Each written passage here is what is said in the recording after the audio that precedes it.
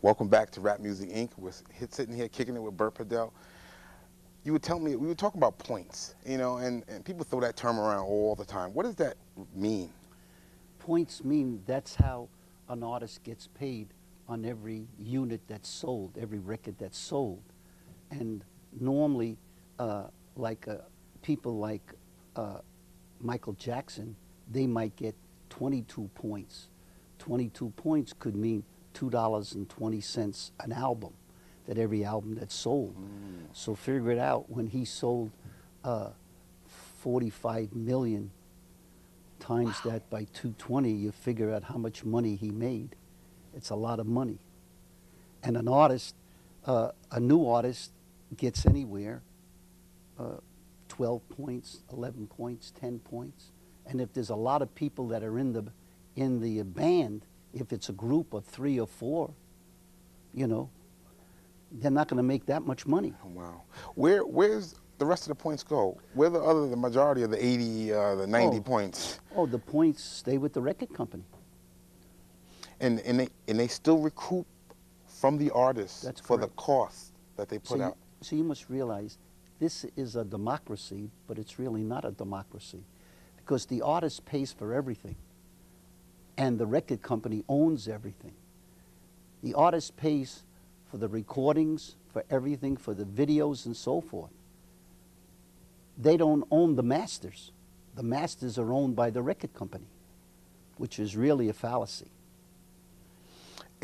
Times, you know, in today's times, I mean, are people updating contracts? So I know contracts are something that's standard. Everybody pretty much uses a standard format.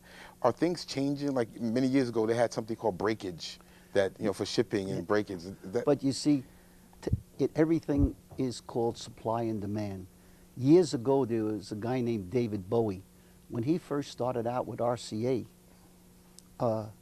he had a regular contract. And as he got bigger and bigger, his contract, you know, was over.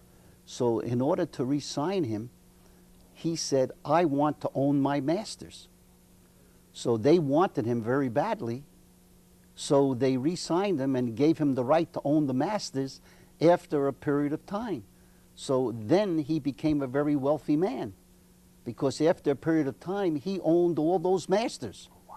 And they were still making money. Besides his royalties as an artist, he made the bulk of the money as the record company, because he owned the masters. When the record company owns the masters, do they give a percentage to the artist? You see, the artist always gets money so long as a record is sold, and so long as they have recouped all the cost. That's why when you see an artist do a Christmas album is forever. And if they put out that Christmas album every Christmas, and if everything is recouped, all the recording costs are, the artist will make some kind of money. That's almost like a pension plan for the artist. Because every time White Christmas, Rudolph the Red-Nosed Reindeer, etc., is going to come out, and people are going to buy it. Also, and I heard that sometimes they hold a certain amount of recording artist sales for returns. No, they call that reserves.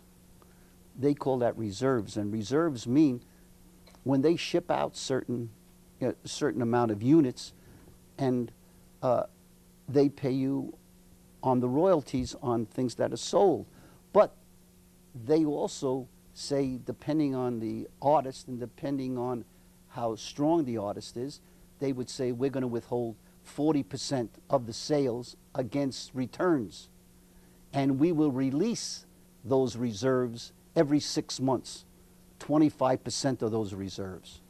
Now, a major artist should only have about 10 or 15% reserve, because most of the time, all their records are going to be sold.